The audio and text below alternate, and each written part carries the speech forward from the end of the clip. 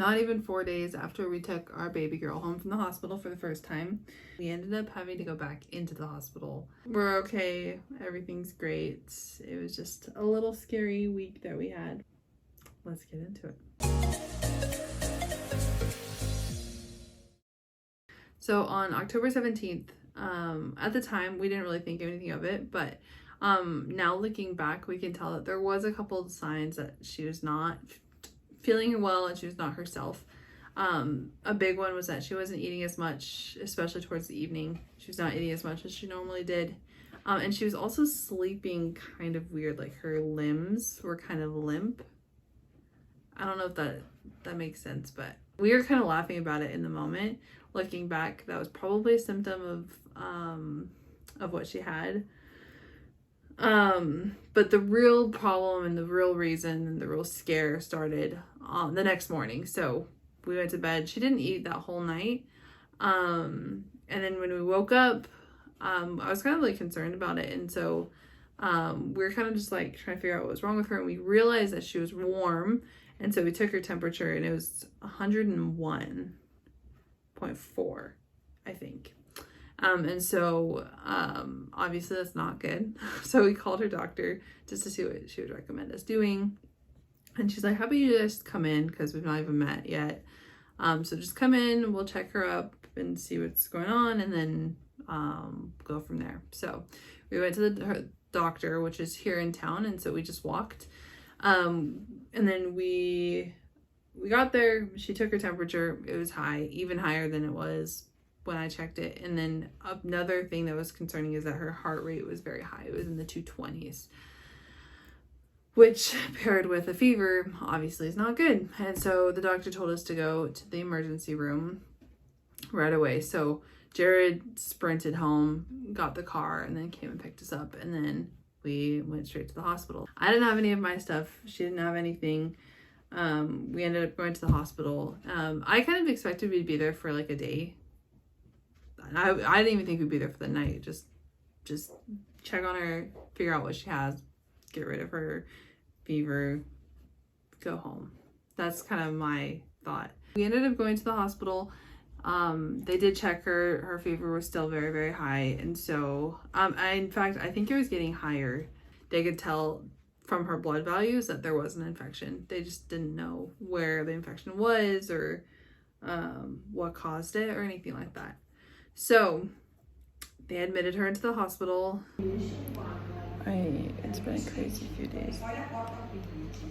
But she's officially 6 days old and she has some kind of infection.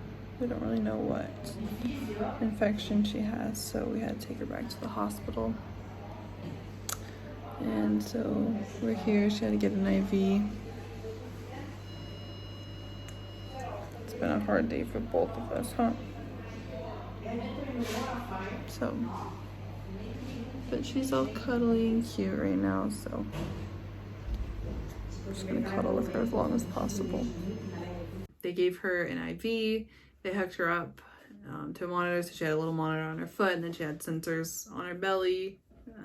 She was hooked up to monitors. It was kind of just sad to see my newborn baby, not even a week old at this point, hooked up to all these cords and cables and tubes, and I didn't know what was wrong with her at the time. The doctors didn't even know what was wrong with her, and her temperature kept going up, which was not good. So the highest that I saw it was 103.7, I believe. And they ended up doing tests, tons of different tests, blood tests, urine tests, heart tests. She had to do several different ultrasounds. They couldn't figure out where the infection was. For the first several days, it was really, really sad because she was very lethargic, I guess you could say. She was sleeping a lot. She was not eating that much. She was on fluids, and so they were giving her like the nutrition that she needed. After all the other tests came back negative, they decided that they would do a brain ultrasound where they didn't see anything negative in that, but then the neurologist did decide to do a spinal tap on her, which was really, really rough for me to like be in the room and to watch my poor little baby, like she had to be hunched over. It was really, really sad to see. And so she had to get a spinal tap, and from that they found that there was white blood cells in her spinal fluid. And so that's when they found out that she had meningitis, viral meningitis. But the good news about that is that it was the only way that they knew that she had that was from her spinal tap. Like I said before, they had the brain ultrasound that they looked at, came back negative. There's nothing negative on there.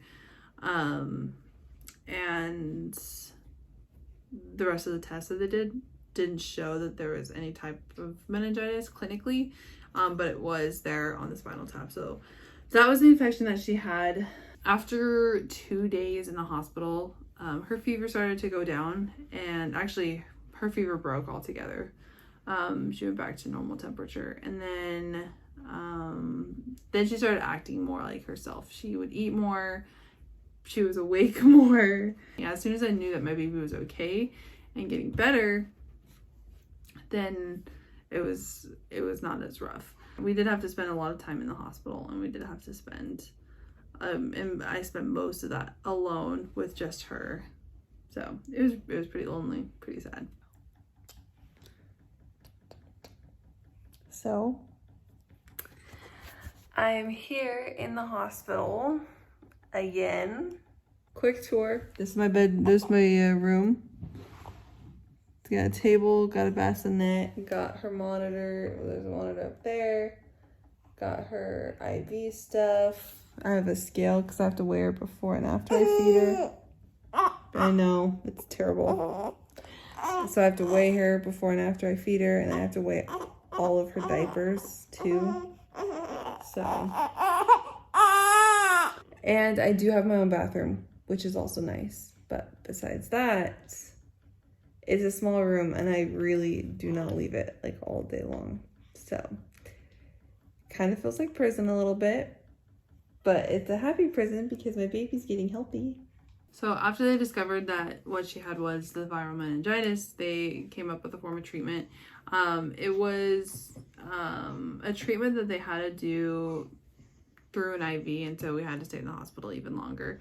I think they did 5 days of treatment after they discovered what she had. But they started the treatments almost immediately, which was really nice. So what they did, I think it was called immunoglobulin. Don't come at me if I'm wrong.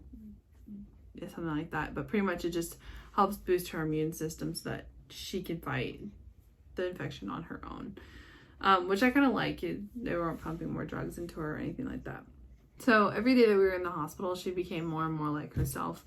And so by the time we left, it was just like we were just hanging out in the hospital. It was just as if we were home, but we weren't. And it was also really sad because she had to be hooked up to IVs till the very end.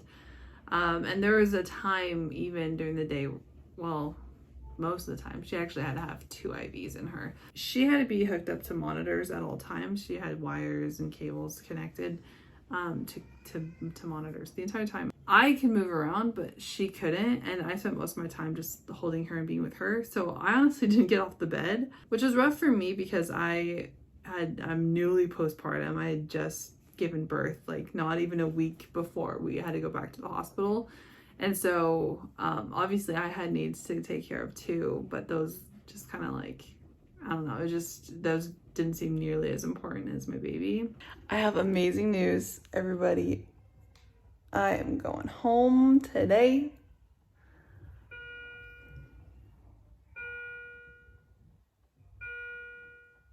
This is her IVs.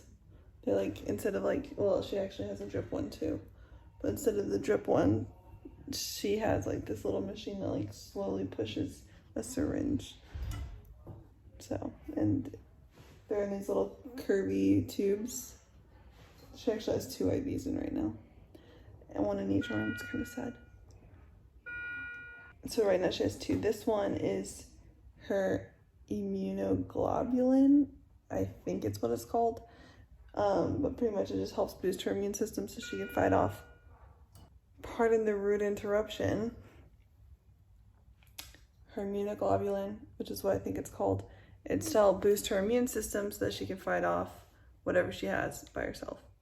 And then she has this one, which is just like a saline solution drip. They have like glucose in it. They have like some stuff, just healthy stuff for her. I am so annoyed by this.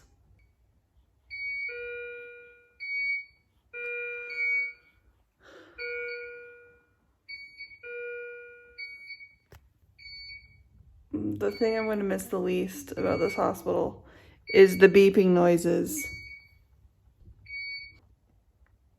Wow, she cleans up nice.